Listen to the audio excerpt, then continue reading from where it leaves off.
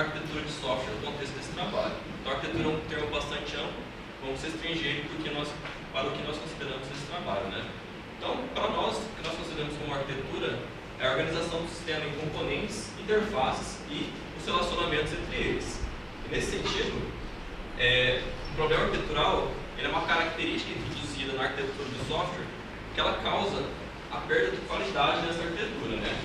Então, essas características elas podem ser introduzidas desde o princípio do software, desde a concepção do software, mas também podem ser inseridas ao longo da evolução do software conforme as manutenções vão sendo feitas ou novas funcionalidades vão sendo introduzidas.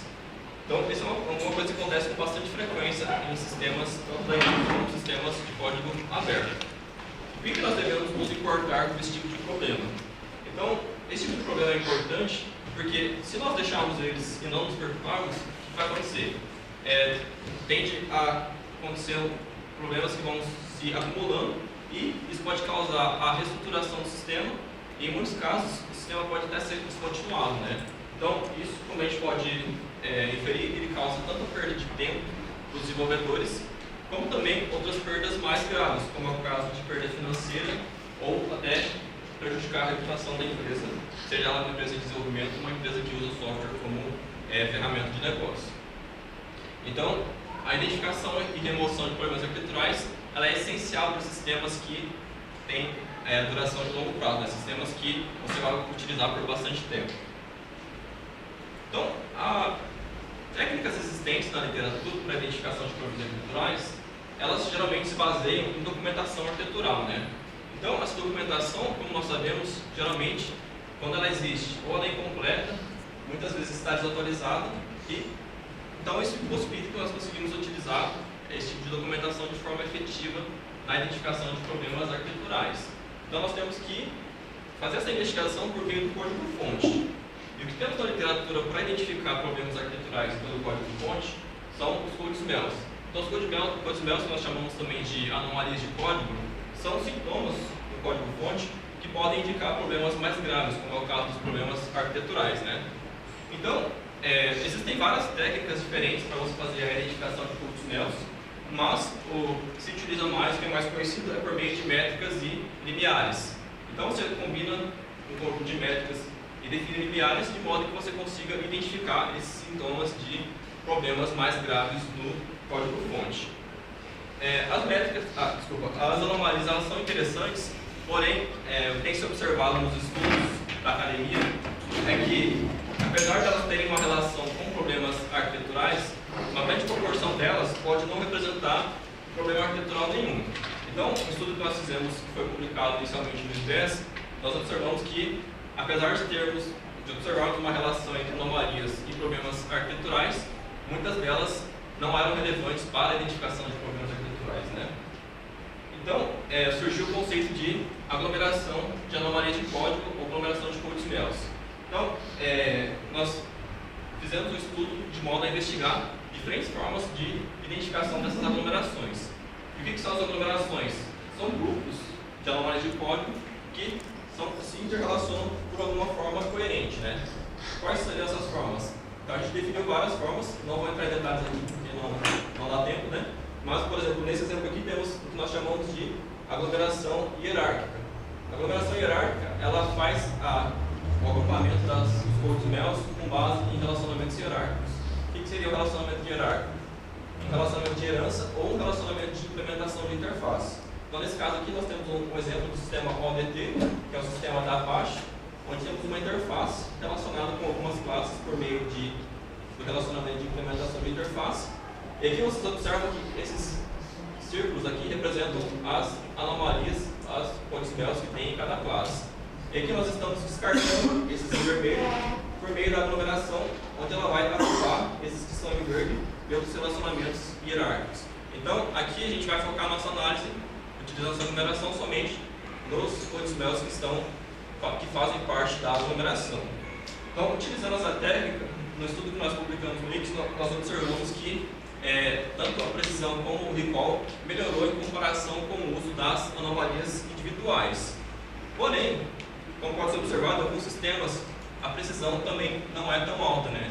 Então, em muitos casos, até abaixo de 50%. Então, nesse caso, nós precisamos de uma forma de priorizar essas aglomerações, principalmente quando os desenvolvedores não têm tempo suficiente para ficar inspecionando as anomalias, inspecionando as aglomerações, para descartar aquelas que são irrelevantes na identificação de problemas arquiteturais. Então, algumas questões que podem surgir é: qual critério que eu vou utilizar para selecionar qual aglomeração eu vou inspecionar primeiro? Qual critério seria o mais útil para o sistema que eu estou trabalhando, para o sistema que eu estou analisando? Então, para tentar responder essas perguntas, nós definimos e investigamos 3 critérios de priorização de aglomerações. Então, eu não vou conseguir entrar em detalhes sobre todos eles e vou focar no último, que é o critério baseado num termo que a gente chamou de câncer. Vou explicar mais detalhadamente mais à frente. Então, os outros dois são o critério baseado em interesses arquiteturais e histórico de mudanças. Então, para investigar esses critérios, nós definimos uma questão de pesquisa, onde a gente pergunta se realmente o uso de um critério de priorização ele ajuda os desenvolvedores a identificar os problemas arquiteturais por meio das aglomerações. Então, a hipótese nula para essa pergunta seria que os critérios de priorização não ajudam, né? Então, para responder essa pergunta, nós fizemos um estudo. Nesse estudo, nós utilizamos uma ferramenta chamada de JSpirit, onde ela faz tanto a identificação das aglomerações e das anomalias, como também ela aplica os critérios de priorização. Então, aqueles 3 critérios de priorização que eu expliquei anteriormente, eles são identificados eles são aplicados de forma automatizada pela ferramenta JSpirit. Então, quem tiver interesse, tem um link aqui, pode procurar depois que a gente conversa também sobre a ferramenta. Para fazer esse estudo, então, nós selecionamos 4 sistemas, sistemas tanto acadêmicos como sistemas da indústria e sistemas open source, sistemas de tamanhos diferentes, domínios diferentes e arquiteturas diferentes também, de modo que a gente tivesse um conjunto de dados bem heterogêneo. Para fazer esse estudo, nós seguimos esse procedimento. Então, primeiro, utilizando o JSpirit, nós fizemos a detecção das aglomerações. Na sequência, com a ajuda de experts, que são os arquitetos originais dos sistemas estudados, nós fizemos a identificação manual de problemas arquiteturais nesses sistemas. Então, como a gente não tem uma base, a gente precisou construir essa base com a ajuda dos arquitetos. Então, com a ajuda deles, nós montamos um oráculo de problemas arquiteturais e criamos um ranking de referência das aglomerações. O que seria esse ranking de referência? Nós priorizamos aquelas aglomerações em que nós observamos relação com os problemas arquiteturais apontados pelos arquitetos. Na sequência, nós priorizamos as aglomerações usando os critérios de priorização, os 3 critérios de priorização que nós estamos investigando nesse estudo. Na sequência, nós comparamos então a correlação dos 3 critérios com o critério baseado no ranking de referência dos arquitetos. Então, nós computamos a correlação usando o coeficiente de correlação de Spearman. Não vou entrar em detalhes também porque não vai dar tempo, mas está bem detalhado lá no paper como é que foi feita essa correlação aqui. Então, para a gente entender melhor os resultados, vou explicar um pouco mais detalhadamente como é que funciona esse critério de cancerígeno que eu falei, né? Então, o critério de aglomeração cancerígena seria uma analogia com uma doença que se espalha no sistema, né? Então, se a aglomeração é um conjunto de sintomas de problemas de projeto no código-fonte, o que acontece? Se essa aglomeração está expandindo, está agregando mais classes, mais métodos, isso significa que ela está crescendo no sistema. Então, se ela está crescendo e ela aponta um problema arquitetural nesse sistema, o que pode acontecer? Isso significa que esse é um problema mais grave no sistema e que ele deve ser investigado com mais cuidado. Ao contrário de uma aglomeração que está, por exemplo, diminuindo. Então, se eu tinha, por exemplo, uma aglomeração composta lá por 3 classes, numa versão X, na versão sequente Y, essa aglomeração passa, por exemplo, a ser composta por 2 classes, isso significa que houve uma diminuição da aglomeração e isso significa que, por exemplo, os desenvolvedores podem estar trabalhando para reduzir esse problema arquitetural ou remover esse problema arquitetural. Então, isso significa que é um problema que já está sendo removido. Ao contrário do problema que está crescendo, que seria a aglomeração em expansão, onde ela deve ser olhada com mais cuidado porque ela não está sendo tratada pelos desenvolvedores. Então, nós calculamos Então, nós pegamos, usando esse critério, nós identificamos um valor de priorização, né? Como eu mostrei aqui na ferramenta, ela tem um ranking, onde você vai listar sequencialmente as aglomerações de acordo com o valor desse ranking.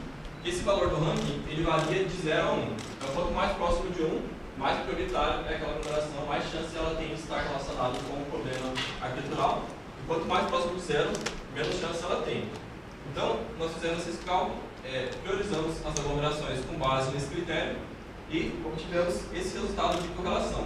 Então, esses valores aqui são a correlação da priorização das aglomerações usando o critério cancerígeno com o ranking de referência montado pelos arquitetos originais dos sistemas. Então, na maioria dos sistemas, a correlação foi moderada e tivemos uma correlação forte no mobile media.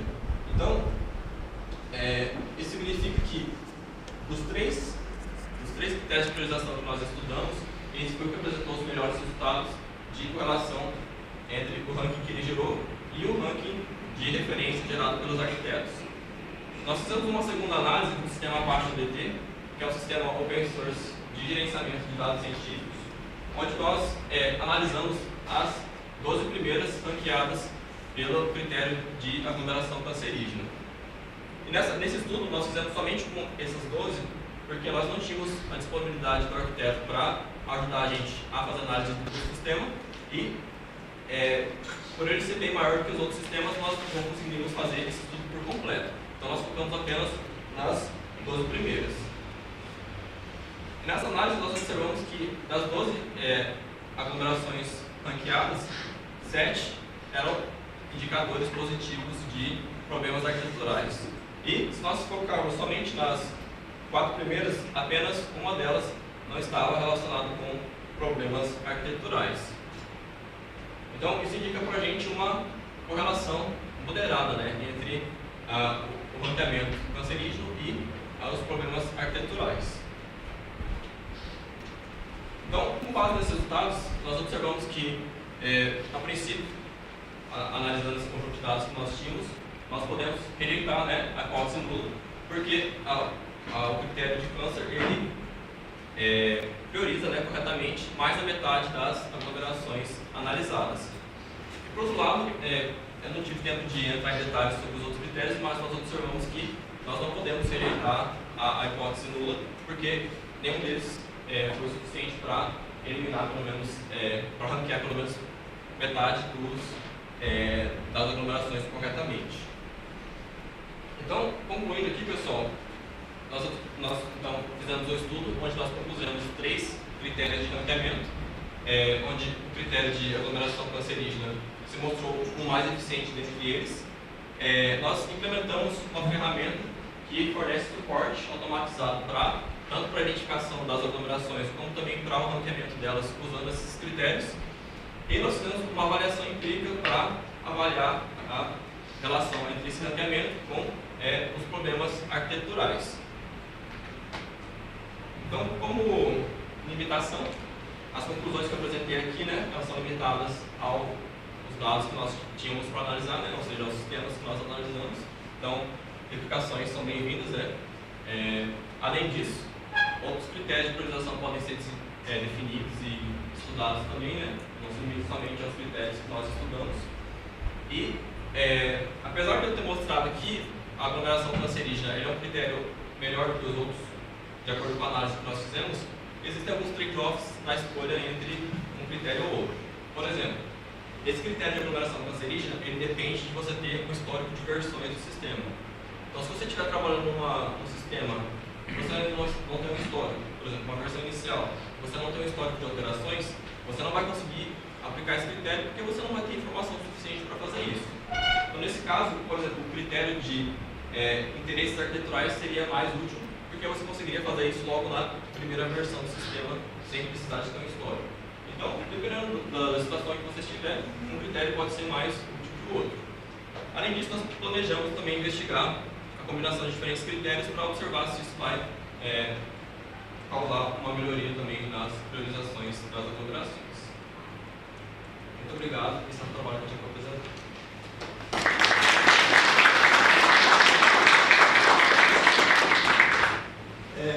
Obrigado, William. A gente tem tempo para algumas perguntas. Alguém tem uma pergunta? Por favor. Parabéns, primeiramente, muito bom. A minha dúvida é com relação, se você poderia elaborar um pouco mais em como as aglomerações são, como é que você identifica que elas cresceram, como é que você identifica que um novo arquivo, uma nova classe está dentro daquela aglomeração, sacou? Geralmente a aglomeração ela tem uma raiz, ela tem várias formas de serem identificadas, né? Eu expliquei ali uma forma que é aquela usando os relacionamentos hierárquicos, mas tem outros critérios também. Se a gente pegar esse exemplo dos relacionamentos hierárquicos, o que acontece? Ele tem uma raiz, que é a classe mais alta na hierarquia de herança, por exemplo, né? Então, mesmo que você inclua novas classes nessa hierarquia, a raiz sempre vai continuar sendo a mesma. Então essa raiz vai ser o identificador da aglomeração. Então, a partir dela, eu consigo saber se novas classes foram incluídas na hierarquia. Outra forma, por exemplo, é usando componentes, né? Eu tenho um componente, posso identificar uma aglomeração que está dentro desse componente. Então, nesse caso, a raiz da aglomeração vai ser o componente que eu estou analisando. É claro, se, por exemplo, você remover o componente, daí não vai mais existir aquela aglomeração. Mas, continuar sendo o mesmo identificador do componente, aí você consegue, por exemplo, identificar que novas classes foram introduzidas ou que foi removida, por exemplo. Outra pergunta? Parabéns pelo trabalho. Fiquei um pouco curioso só naquele fotograma que você mostra do processo. Vocês tiveram contato com os desenvolvedores das aplicações. Né? O Mobile Video e o Report são aplicações já bem conhecidas da comunidade ali, né? E a gente tem fácil acesso aos desenvolvedores. Né? E tem duas aplicações industriais. Como é que foi essa conversa com eles? Como é que foi o acesso a eles? O Subscribers DB, ele é uma aplicação que o contato não é nosso, na verdade é o pessoal da Argentina, que é o Santiago que manda, eles têm contato já com os desenvolvedores desse sistema. Ele é um sistema de editora que é utilizado então para gerenciar as atividades de editoração. Então, nesse caso, como eles já tinham um contato prévio com essa empresa, pegaram os trabalhos anteriores e fizeram estudos usando o sistema, então esse contato já foi mais facilitado nesse sentido. O ODT é um contato que o professor Alessandro já tinha com o pessoal dos Estados Unidos, que é o Neno, né? O Neno ele tem um ex-aluno dele que trabalha na NASA, e a NASA foi quem desenvolveu inicialmente esse sistema Apache ODT. Então a gente conseguiu esse contato por meio do Neno para que a gente conseguisse então ter acesso aos arquitetos e às informações. É fundamental a educação precisa desses problemas, né? Então a gente tem uma longa conversa com esse pessoal. Com certeza. E é um estudo que a gente já está há bastante tempo aí trabalhando, por isso a gente já tem bastante informações sobre esses sistemas também. Tem uma outra pergunta, pessoal? Só complementando a pergunta de Fabiano, você poderia explicar melhor como é que foram feitas essas listas de referência aí, qual a dificuldade que teve, como é que os especialistas, principalmente desses outros sistemas como são o Mobile Media e o Reflot. Por exemplo, como o Mobile Media e o Reflot que você conhece, eles têm já uma documentação que foi feita, né? Então as informações são bem mais volumosas, né? No outro caso, por exemplo, o Apache ODT é um sistema open source, então ele não tem muita documentação formal, não tem muitas coisas que a gente poderia nós mesmos consultar para fazer essa identificação, né?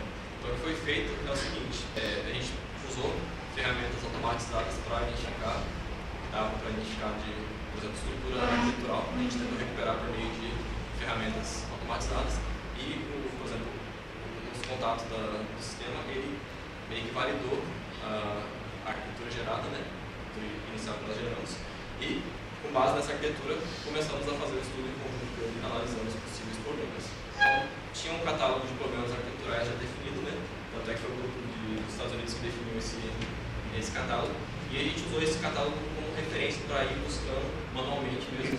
Betos Melos, lá do Neno, lá. Isso, esse arquitetural Betos Melos do Neno lá. Então a gente, com base naquele catálogo, nós começamos a fazer análise manual para identificar esses problemas. Excelente. Alguém tem uma outra pergunta, pessoal? Eu tenho uma pergunta. Você pode dar alguns exemplos de problemas arquiteturais que vocês estudaram nessas aplicações? Não, um problema bastante comum é o de interface, chama de interface, né? Seria interface complexa. Seria uma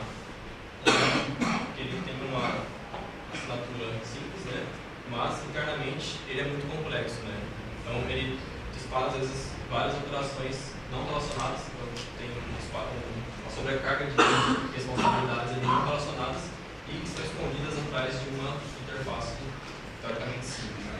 Esse é um exemplo de problema arquitetural. Outro problema arquitetural também bastante comum é que quando a gente tenta fazer com boas práticas o desenvolvimento do sistema, a gente tenta modularizar, né, concentrar as funcionalidades comuns num componente. Muitas vezes acontece de ficar espalhado. Né? Então, teve casos que a gente chama de funcionalidade espalhada, onde uma funcionalidade que deveria estar modularizada no componente está espalhada lá por vários componentes do sistema.